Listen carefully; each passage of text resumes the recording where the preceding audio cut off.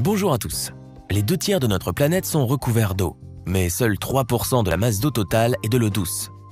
Et qui plus est, cette eau est très inégalement répartie.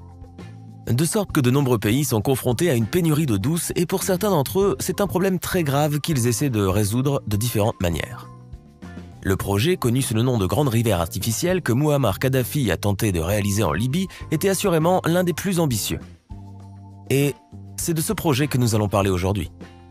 Regardez jusqu'à la fin et laissez-nous vos conclusions et commentaires sous la vidéo. 90% de la Libye est désertique et il n'y pleut presque jamais.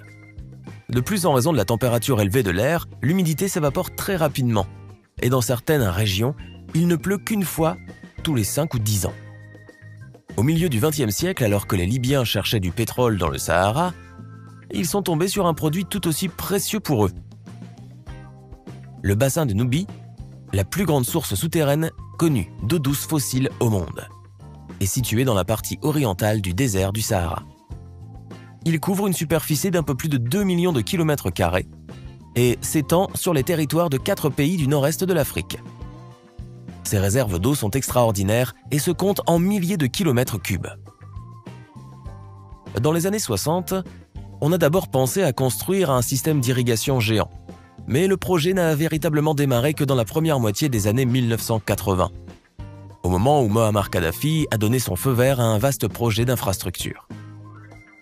Le dictateur libyen avait l'intention d'extraire l'eau du sol et de la transporter vers les villes du nord du pays.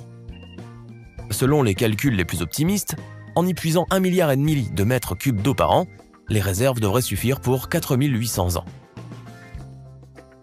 La mise en œuvre du projet a été divisée en 5 étapes. La première étape a été la construction d'une usine capable de produire d'énormes tuyaux de 80 tonnes pouvant facilement servir de tunnel pour les voitures. Au total, plus d'1 demi-million de ces tuyaux d'un diamètre de 4 mètres ont été produits, et la majeure partie de l'aqueduc a été réalisée avec ces derniers. De plus, afin de faire naître la Grande Rivière Artificielle, les employés de diverses grandes entreprises étrangères sont venus travailler en Libye, dont des Américains, des Japonais et des Allemands, mais la majeure partie de la première phase a été mise en œuvre par des spécialistes de Corée du Sud. Les tuyaux en béton ont été transportés sur des routes conçues de façon à pouvoir supporter le passage de camions lourds. La première phase a aussi impliqué la construction d'un aqueduc d'une longueur de 1200 km. D'énormes tranchées ont été creusées pour installer les tuyaux, car le réseau devait être posé à des profondeurs allant jusqu'à 6 mètres. Au total, environ 85 millions de mètres cubes de sol ont été déplacés et le coût de cette première phase du projet s'est élevé à près de 5 milliards de dollars. La deuxième phase, qui a débuté en 1989, a permis d'étendre l'aqueduc jusqu'à Tripoli, la plus grande ville et la capitale de la Libye, pour lui fournir, ainsi qu'aux zones environnantes, un approvisionnement quotidien d'1 million de mètres cubes d'eau. La troisième phase a permis de relier les installations de l'oasis de Koufra à Benghazi, la deuxième ville du pays.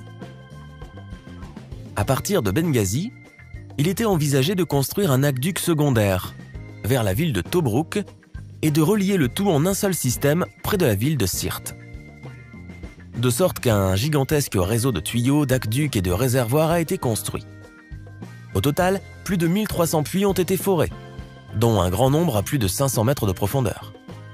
En 2011, la plupart des sites prévus étaient opérationnels. Le gigantesque aqueduc s'étendait sur plus de 3000 km et avait commencé à transférer l'eau depuis 4 grands réservoirs souterrains situés au sud de la Libye vers les régions peuplées du nord.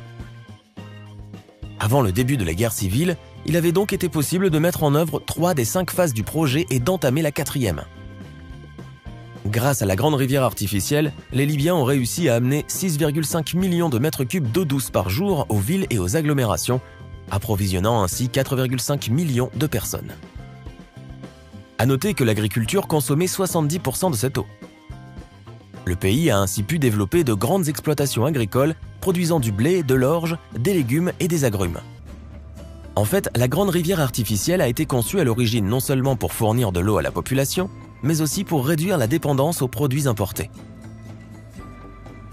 Elle a en outre contribué à l'extension des zones vertes dans le nord et l'ouest du pays, ce qui a permis d'éviter une désertification plus importante. Mais cette construction massive a coûté à la Libye une somme d'argent impressionnante, Et selon diverses sources, le coût total du projet aurait été d'environ 24 milliards de dollars. En 2011, la majeure partie du projet étant déjà en place et son achèvement était prévu pour 2015. Il est intéressant de noter que le pays a compté sur ses seules ressources pour financer le projet. Ce sont les taxes sur le tabac et le carburant, de même que les recettes pétrolières qui ont permis de réunir l'argent nécessaire. Cependant, il est peu probable que nous sachions un jour ce que le projet a vraiment coûté à la population. Le monde entier connaît Kadhafi comme un tyran sanguinaire et son régime était considéré en Occident comme l'une des sources du terrorisme international. Mais il y a un autre point de vue et certains continuent à le considérer comme un politicien talentueux et un dirigeant de grand talent, qui a beaucoup fait pour les Libyens ordinaires. Laissons donc le soin aux historiens de porter un jugement sur la personnalité du colonel Kadhafi. Dès la troisième étape de la construction, en 2008, la grande rivière artificielle a été inscrite dans le livre Guinness des records en tant que plus grand complexe d'irrigation au monde. Les médias occidentaux ont été réticents à parler de ce projet, même si en termes d'ampleur des travaux, peu de choses peuvent lui être comparées. À elle seule, la production des tuyaux est impressionnante. Pour la fabrication de chaque tuyau, de 7,5 mètres de longueur, 8 km de fil métallique ont été nécessaires. De sorte que la longueur totale de fil métallique utilisée équivaut à 230 fois le tour du globe. La quantité de pierre et de sable utilisée pour la fabrication des tuyaux suffirait à construire 16 pyramides de Gizeh, et la quantité de ciment utilisée pour le projet serait suffisante pour construire une autoroute allant de Tripoli à Saint-Pétersbourg en passant par Moscou. Objectivement, les Libyens ont réussi à créer une véritable merveille d'ingénierie grâce à laquelle il a été possible d'irriguer des milliers d'hectares de terre et de changer profondément la région.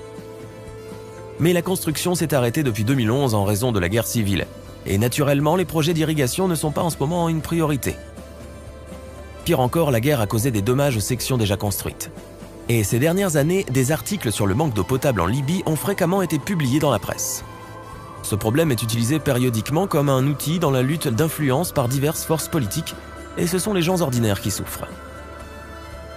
Et malheureusement, en raison du manque d'entretien des stations de pompage et des attaques armées, l'infrastructure se détériore et la grande rivière artificielle perd peu à peu de sa majesté. Il n'y a plus personne pour l'entretenir et l'eau manque à Tripoli et à Benghazi, et plus encore dans le désert. Selon les experts, si le projet était pleinement mis en œuvre, et s'il n'y avait aucun obstacle à son fonctionnement ininterrompu, l'Afrique du Nord pourrait devenir le grenier à blé du monde. Avec son projet sur l'eau, la Libye pourrait amorcer une véritable révolution verte. Cela permettrait également de résoudre de nombreux problèmes alimentaires en Afrique. Plus important encore, cela garantirait la stabilité et l'indépendance économique. Mais hélas, on ne sait pas quand, ni même si cela va se produire un jour. C'est tout pour aujourd'hui. Si vous avez aimé la vidéo, mettez un j'aime et n'oubliez pas de vous abonner à la chaîne. Nous avons encore beaucoup de choses intéressantes à vous proposer.